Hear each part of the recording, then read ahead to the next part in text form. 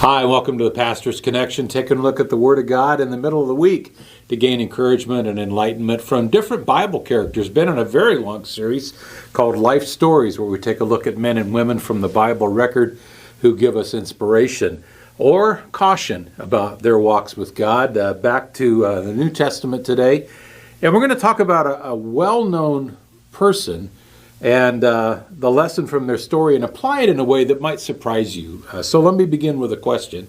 If you're a believer, do you struggle spending quiet time with God? Do you struggle spending devotional time with Him and His Word?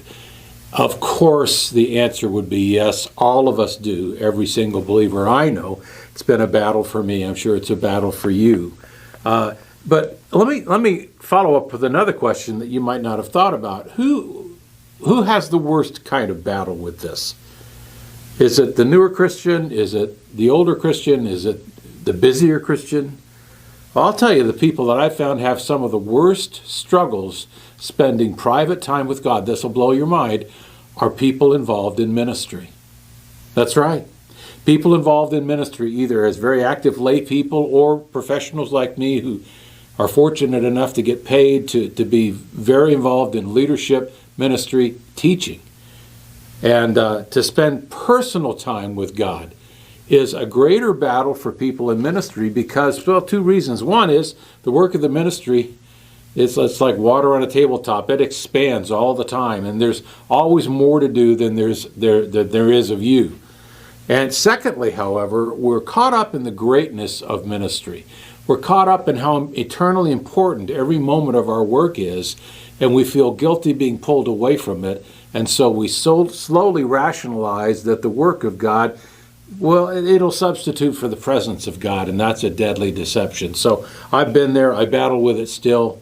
And so the question comes, how do we find time to be in private time with Him? Well, the person we're going to take a look at today, this woman has one of the most familiar names and stories in the New Testament. Her name was Martha. You're probably also identifying her right away with her being the woman who was, I call her the woman who is too busy for the best. That's the words of Jesus about her. She was too busy for the best. So she had this problem. She was ministry focused, ministry addicted, driven, absolutely. And yet it took her away from the best thing. So let's take a look at her. Again, person is a quick description of the individual. We'll take a look at a passage, this one in the Gospel of Luke, that really expands her story. And then we'll take it all into our principle as we wrap it up. So Martha lived in a small village called Bethany. And that was a short walk from the eastern side of Jerusalem, I believe, up over the Mount of Olives and down the other side of the slope to Bethany. It was a place where Jesus visited numerous times in his travels. And the very first time he came there is when, of course, he met Martha and her sort of famous sister, Mary. Not the mother Mary, of course, or not Mary Magdalene, but Mary, the sister of Martha. They were single sisters in this town outside Jerusalem. Now, they were different in temperament, as we'll see from the passage. Martha's name, I found out this to be interesting when I studied her again this week. Her name meant master or ruler, and that really fits her. She was, as we find out in the gospel that we'll study, she was action-oriented, she was driven, she was probably perfectionistic, and she also could throw her weight around. And in the gospel story that we'll see, she actually took Jesus to task over what he was allowing Mary to do. So anyway, I just thought it was ironic. Martha, the driven, tough, commanding woman, her name meant master. Now, those are perfect traits for ministry. If you're action-oriented, if you are driven, you got to be self-motivated in ministry. If you're a perfectionist, because often you're the only one that really evaluates your work and you stand or fall on that. So those are perfect traits for ministry. Pastors often look for lay people like that. I know I do, who once they're trained for ministry, you can kind of set it and forget it. Just they dive into it, and those are the kind that you love. But here, Martha's strength became her weakness, and Jesus ended up rebuking her. That's a New Testament word. We would say he gave her a talking to, and she deserved it. So let's take a look at the passage that bears this all out. It's in the Gospel of Luke, Luke chapter 10. I believe this is the very first time that Mary and Martha met Jesus. I think it was his first visit to Bethany. And so, remembering that he was from Nazareth and in a different part of Israel. So let's pick it up. Luke 10:38. Now as they went on their way, they meaning Jesus and the disciples, Jesus entered a village, and a woman there named Martha welcomed him into her house. Now notice, it's interesting. Martha went out and welcomed this visiting pastor into her home. Boy, I've known a dozen families like that over my years. They were gifted with hospitality. She was the first out to welcome Jesus into her home. I'm sure others had the thought. Martha was a woman of action, and she got there first. So she welcomes Jesus into her house. And she had a sister called Mary who sat at the Lord's feet and listened to his teaching. And you get the feeling from this text that as soon as Jesus came in and settled in the front room and the disciples were around him, there was a request for Jesus to teach, and Mary never left that room. She was there from the moment Jesus entered. She was there at his feet. She got through all the other people crowding the room, pushed aside a disciple or two maybe, and got to the feet of Jesus so she could look up at him and get his every word and drink in his presence. She was seeking the face of Jesus, as we say. Now that's a beautiful image, isn't it? Well, the next one's a little more jarring. But Martha was distracted. Distracted from what? Not from what? From who? From Jesus. She was completely separated from the teaching going on in that front room, with much serving going on in the kitchen. She was distracted from the greatness of who was before her and in her home. After a while, with the pots boiling and the plates clanking, she went up to Jesus. She walked into the front room from the kitchen, walked through the crowd of people, went right up to Jesus as he was teaching, and presumably interrupted him. Martha, the master. And she went up to him and said, "Lord, do you not care that my sister has left me to serve alone?" So Mary might have been involved in the beginning, but she went into that front room pretty much from the start, I think, and never came back, and Martha was griping about it. And she was kind of pointing the finger of blame at Mary in the tone of her words, expecting Jesus to stop and rebuke Mary a little bit and tell her to leave the front room and go and help with the dinner. "Then tell her to help me," Martha said, giving Jesus, the master, instructions.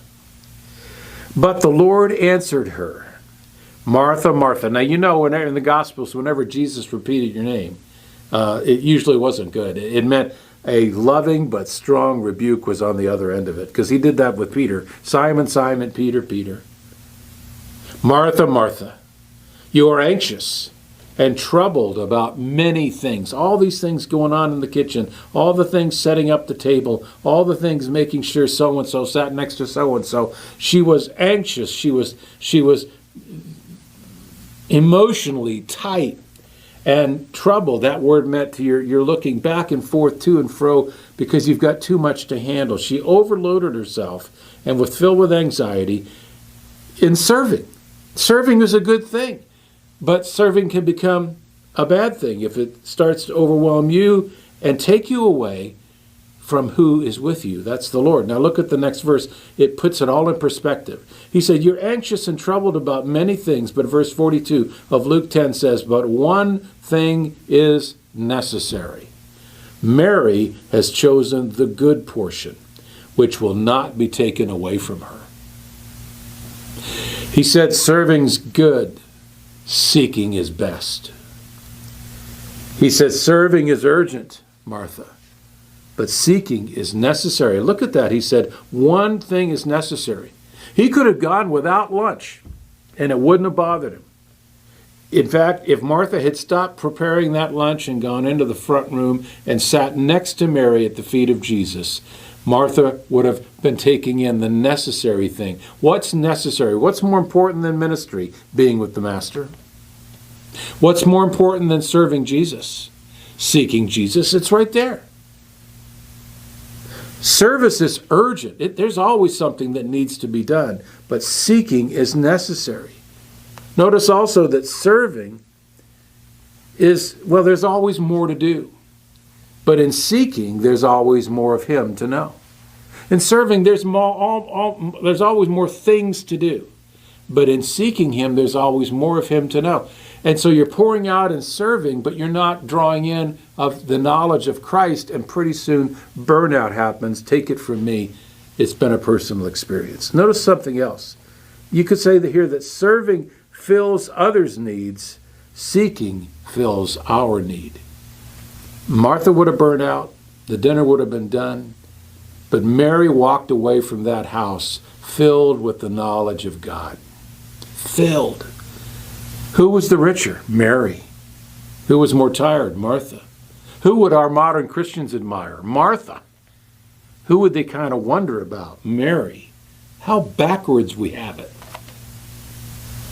And finally, I noted here in my study notes, serving much or seeking much. You choose. Because notice he says, one thing is necessary. Mary has chosen the good portion, which will not be taken away from her. By the way, what she learned about Jesus would be permanent in her life, and it may even hint there that there is a reward for seeking the face of Jesus. Every minute you spend sacrificially in His presence, you're rewarded in heaven. I love that.